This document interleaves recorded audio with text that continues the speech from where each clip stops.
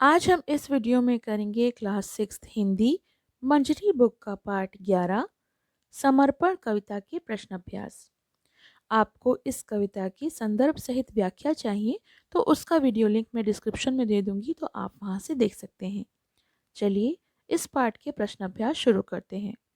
और अभी तक आपने मेरे चैनल को सब्सक्राइब नहीं किया है तो please subscribe my channel for new updates, जिससे कि आपको आने वाले वीडियोस समय पर मिल सकें। कुछ करने को।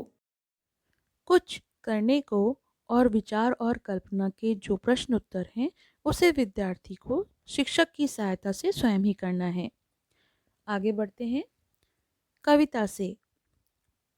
प्रश्न 1, सब कुछ समर्पण के बाद भी कवि क्यों संतुष्ट नहीं है? तो इसका उत्तर है, कवि स्वयं को स्वदेश का अत्यंत ऋणी समझता है। वह जानता है कि माता का ऋण चुकाना असंभव है, तथापि तन मन धन जीवन सर्वस्व न्यौछावर करने के बाद भी उसे संतोष नहीं होता एवं वह कुछ और समर्पित करना चाहता है। ग, कवि अपने जीवन की कल्पनाओं, जिज्ञासाओं और आयु का हर क्षण समर्पित करना चाहता है। तो इसका उत्तर है, स्वप्न अर्पित प्रश्न अर्पित आयु का क्षण क्षण समर्पित। घ, कवि अपने हाथों में तलवार लेकर रण क्षेत्र में कूदना चाहता है।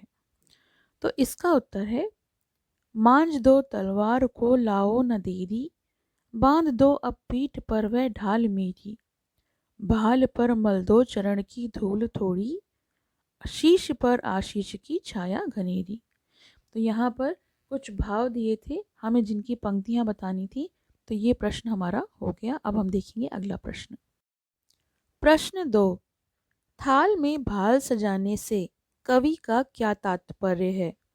तो इसका उत्तर है, थाल में भाल सजाने से कवि का तात्पर्य है अत्यधिक श्रद्धापूर्वक मातृभूमि के चरणों पर समर्पित हो जाना।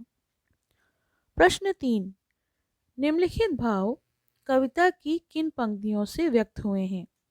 क, जननी जन्म भूमि की देन के समक्ष कवि अपने को बहुत दीनहीन समझ रहा है। तो इसका उत्तर है, माँ तुम्हारा ऋण बहुत है मैं अकिंचन। ख, कवि अपना हर्ष उल्लास और प्राण न्यौछावर कर देना चाहता है। तो इसका उत्तर है, गान अर्पित प्राण अर्पित। प्रश्न 4, निम्नलिखित पंक्तियों के भाव स्पष्ट कीजिए। तो अभी तक भाव दिए थे और हमें पंक्तियां बतानी थी, और इस प्रश्न में हमें पंक्तियां दी हुई हैं और भाव को स्पष्ट करना है। क, भाल पर से लेकर छाया घनेरी तक।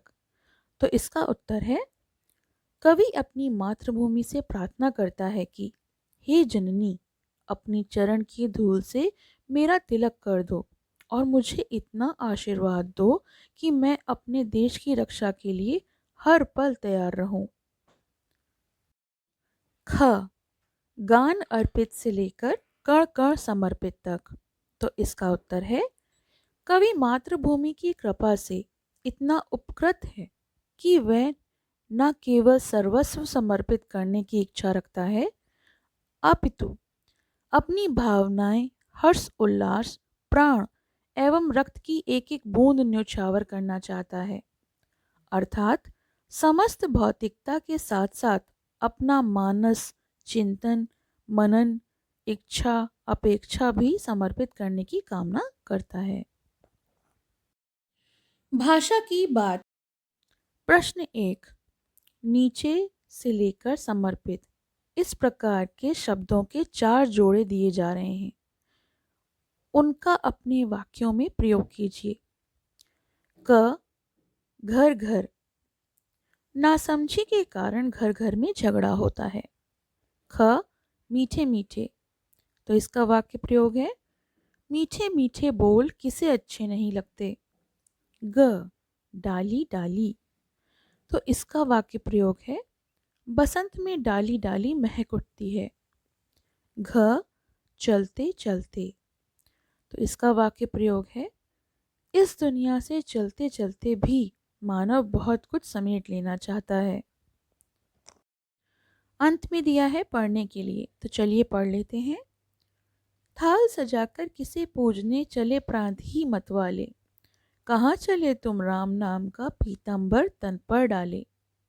इधर प्रयाग ना गंगा सागर, उधर ना रामेश्वर काशी, इधर कहाँ है तीर्थ तुम्हारा, कहाँ चले तुम सन्यासी।